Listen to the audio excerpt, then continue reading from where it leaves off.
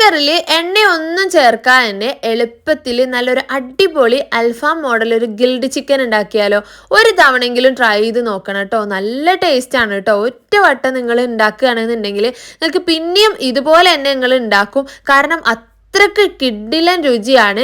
കുക്കറിലാവുന്നതുകൊണ്ട് തന്നെ സമയവും എളുപ്പമാണ്, വലിയ ബുദ്ധിമുട്ടോ ഇല്ല ഇതിനും ചെയ്യാൻ.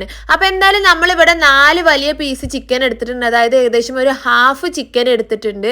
എന്നിട്ട് നമുക്ക് ഇതുപോലെ വരഞ്ഞു കൊടുക്കാം. ചിക്കൻ്റെ ആ എല്ലാ ഭാഗത്തേക്കും മസാല പിടിച്ചു കിട്ടാൻ വേണ്ടിയിട്ടാണ് കേട്ടോ ഇങ്ങനെ ചെയ്യണത്. അപ്പം ഇതുപോലെ നല്ലോണം വരഞ്ഞെടുത്ത ശേഷം നമുക്ക് അതിലോട്ട് മസാല ആക്കാം.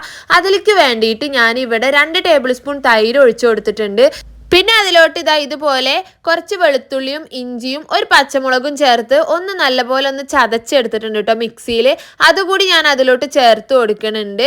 ഏകദേശം നമുക്ക് 1 കിലോനൊക്കെ ചിക്കൻ ഉണ്ടാവും ഇതിൽ. പിന്നെ നമുക്ക് ഇതിലേക്ക് വേണ്ടത് മഞ്ഞൾ പൊടിയാണ്. 1/2 ടീസ്പൂൺ മഞ്ഞൾപ്പൊടി ചേർത്ത് കൊടുക്കാം. പിന്നെ നമുക്ക് അതിലോട്ട് 1 ടീസ്പൂൺ കുരുമുളക് പൊടി ചേർത്ത് കൊടുക്കാം. 1 ടീസ്പൂൺ അല്ലെങ്കിൽ 2 ടീസ്പൂൺ വരെ കുരുമുളക് പൊടി ചേർത്ത് കൊടുക്കാം കേട്ടോ. പിന്നെ അതിലോട്ട് ഞാനൊരു 1/4 ടീസ്പൂൺ ഗരം മസാല പൊടിയും ആവശ്യത്തിന് ഉപ്പും ചേർത്ത് കൊടുത്തിട്ടുണ്ട്. പിന്നെ നമുക്ക് അതിലോട്ട് വേണ്ടത് എണ്ണയാണ് കേട്ടോ, വെളിച്ചെണ്ണയാണ്. അത് കുറച്ച് ചേർത്ത് കൊടുക്കുക. നിർബന്ധമല്ല, അത് വേണ്ടെങ്കിൽ ഒഴിവാക്കുക. അതൊരു ടേബിൾ സ്പൂണേ ഞാൻ ചേർത്തിട്ടുള്ളൂ. പിന്നെ അതിലോട്ട് ഒരു പുളിക്ക് വേണ്ടിയിട്ട് തൈരിന് പുറമെ ഞാൻ 1 ടേബിൾ സ്പൂണ് വിനീഗർ കൂടി, സുർക്ക കൂടി ചേർക്കുന്നുണ്ട്. 1-2 സ്പൂൺ വരെ ചേർത്ത് കൊടുക്കുക. പുളി ഇല്ലാത്ത തൈരൊക്കെ ആണെങ്കിൽ 2 ടേബിൾ സ്പൂൺ തൈരായിട്ട് ചേർക്കുക. അപ്പോൾ ഇത് പുളിയുള്ള തൈര്, അത്യാവശ്യം പുളിയൊക്കെ ഉണ്ടെങ്കിൽ ഇതുപോലെ 1 ടേബിൾ സ്പൂൺ മതിയാവും. നല്ല രീതിയിൽ മസാല എല്ലായിടത്തേക്കും ആവുന്ന രീതിയിൽ ഒന്ന് തേച്ച് പിടിപ്പിച്ച് കുറച്ച് സമയം റെസ്റ്റിന് വെക്കുകയാണെങ്കിൽ അതായിരിക്കും കേട്ടോ നല്ലത്. ഇനി നമ്മൾ കുക്കറിൽ ഇതുപോലെ നിരത്തി വെച്ച് കൊടുക്കുക. ചിക്കന് ഒന്നിന് മുകളിൽ ഒന്നായി വെച്ചാലും ഒരു കുഴപ്പമില്ല.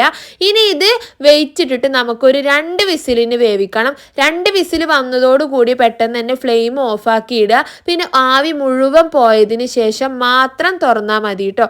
ആവി മുഴുവൻ പോയി തുറന്നു കഴിഞ്ഞാൽ ഇതുപോലെ ചിക്കൻ നന്നായി കുക്കായിട്ടുണ്ടാവും. അടിഭാഗത്തിൽ വെള്ളം ഉണ്ടാവും. അപ്പോൾ അത് നമുക്കൊന്ന് വറ്റിച്ചെടുക്കാം. അത് വറ്റാൻ അധികം സമയമൊന്നും എടുക്കില്ല. കാരണം മാത്രം വെള്ളമൊന്നും ഉണ്ടാവില്ല. ഓൾറെഡി നമ്മൾ വെള്ളമൊക്കെ വറ്റിച്ചിട്ടാണ് മസാല ആക്കിയിട്ടുള്ളത്.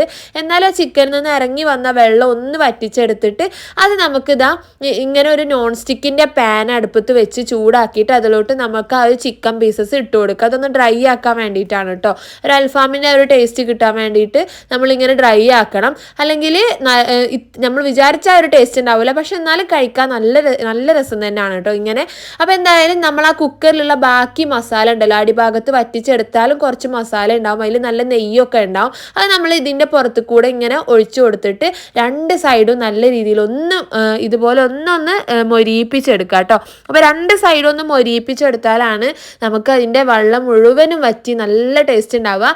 ഇതുപോലെ ഒരു ചെറിയ കുഞ്ഞു കഷ്ണം വിറകുകൊള്ളി ഇതുപോലെ ഗ്യാസിൽ വെച്ച് നല്ലോണം ഒന്ന് കത്തിച്ച് ഇതുപോലെ ആക്കിയിട്ട് ചെറിയൊരു പാത്രത്തിൽ വെച്ച് കുറച്ച് എണ്ണ ഒഴിച്ചു കൊടുത്താൽ നല്ലോണം ആവി വരാൻ തുടങ്ങും. അപ്പോൾ പെട്ടെന്ന് അടച്ചു കൊടുക്കുക. എന്നിട്ട് ഒരു 5 മിനിറ്റ് അനക്കണ്ട, അതുപോലെ തന്നെ വെക്കുക. അപ്പോൾ ഈ ഒരു സമയത്ത് ഫ്ലെയിം ഓഫാക്കി ഇടട്ടോ. 2 സൈഡും ചുട്ട ശേഷമാണ് ഇങ്ങനെ ചെയ്യേണ്ടത്.